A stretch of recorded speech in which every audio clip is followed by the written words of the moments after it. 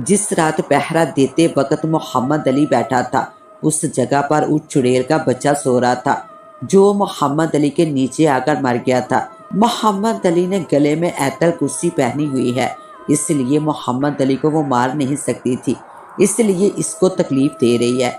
उस्मान ने कहा, बाबा जी मैं ये सब रोकूंगा, अपने दोस्त को कुछ नहीं होने दूंगा। बाबा जी ने एक तबीज़ दिया मोहम्मद अली के लिए और दूसरा तबीज़ उस्मान को पहनने के लिए दिया, जो कि इसने फौरन पहन लिया था।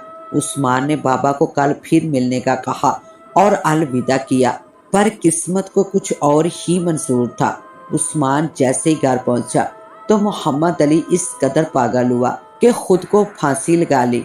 उस्मान को जब इसकी माँ ने मोहम्मद अली के बारे में बताया तो उस्मान मोहम्मद अली के घर की तरफ दौड़ा।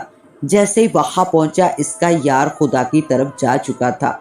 उस्मान इस कदर रोया कि इसको बुखार हो गया। 2 हफ्ते बाद उस्मान की हालत बेहतर हो गई तो बाबा जी से मिलने पहुंच गया। उस्मान ने बाबा को सब कुछ बता दिया, जिसे सुनकर बाबा भी अफसोस करने लगे। उस्मान ने बाबा से कहा, मैं अपने दोस्त और गांव वालों का बदला उस चुड़ैल से लूंगा। बाबा जी ने कहा, यह काम थोड़ा मुश्किल है। उस्मान ने कहा, मैं सब कुछ सह लूंगा अपने गांव वालों की खातर। बाबा जी ने उस्मान को एक चिला करने को कहा और एक विर्द सिखाया जो 7 दिन का था, जो पुरानी कब्र के उस कब्रस्तान में रात के 3 बजे से 12 बजे तक करना था। उस्मान गांव पहुंचा और गांव वालों को बताकर रुखसत हो गया। हसार खींचकर उस्मान ने विर्द शुरू कर दिया। पहले उस्मान के 5 दिन खैर से गुजर गए। जैसे ही विर्द शुरू किया, इतने में तेज आंधी के साथ साथ खून की बारिश होने लगी, जिसमें उस्मान भीग गया।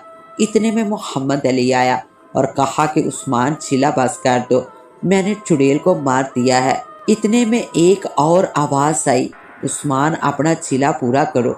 और कुछ दिन बाद चिला पूरा हो गया तो चुड़ैल को तुम मार सकोगे। और उस्मान ने चिला पूरा कर लिया और फिर सब कुछ रुक गया।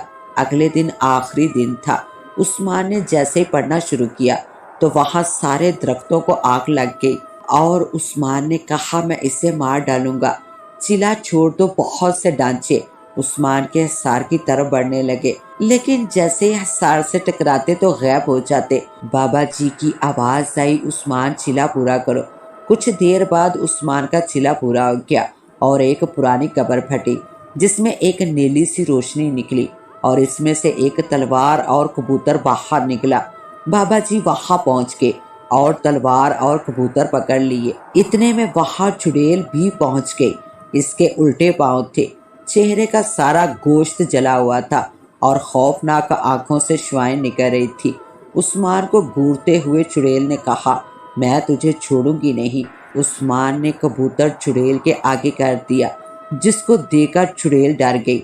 चुड़ैल ने कहा, उस्मान मैं तुझे कुछ नहीं कहूंगी, ये कबूतर मुझे दे दो, जो कि चुड़ैल की जान थी। बाबा जी ने कहा, बेटा जल्दी से इस कबूतर के पैर काट दो। उस्मान ने जैसे ही कबूतर के पैर काटे तो चुड़ैल चीखें मारकर गिर गई। बाबा ने उस्मान को कहा कि कबूतर का सर भी काट दो। उस्मान ने फौरन बाबा की बात पर अमल किया और कबूतर का सर काट दिया। कबूतर का सर कटते ही चुड़ैल को आग लग गई और वो राख बन गई। उस राख को उठाकर बाबा जी ने करीबी कुएं में डालकर बंद कर दिया और उस्मान को मुबारकबाद दी और तलवार तोहफे में दी। बाबा जी से रुखसत लेकर उस्मान गांव पहुंचा। गांव वाले सारे इसके मुंतजिर थे। इसे देखकर खुश हुए और मुबारकबाद दी। उस्मान ने इस गांव का सर ऊंचा कर दिया। अब वो सारा गांव खुश रहता था। उस्मान को आज भी मोहम्मद अली की बहुत याद आती है। वो इससे भूल नहीं पाया। आप दुआ करें कि मोहम्मद अली को अल्लाह ताला जन्नतुल फिरदौस में जगह अता फरमाए। आमीन। मुअज़्ज़ज़ नाज़रीन, कैसी लगी मेरी कहानी? अपनी कीमती राय से ज़रूर नवाजिएगा। इंशाल्लाह फिर नई कहानी के साथ मुलाकात होगी। तब तक के लिए अपने होस्ट दुआ वॉइस को दे इजाज़त। मिलते हैं इंशाल्लाह एक न्यू वीडियो के साथ। तब तक के लिए अल्लाह निगहबान।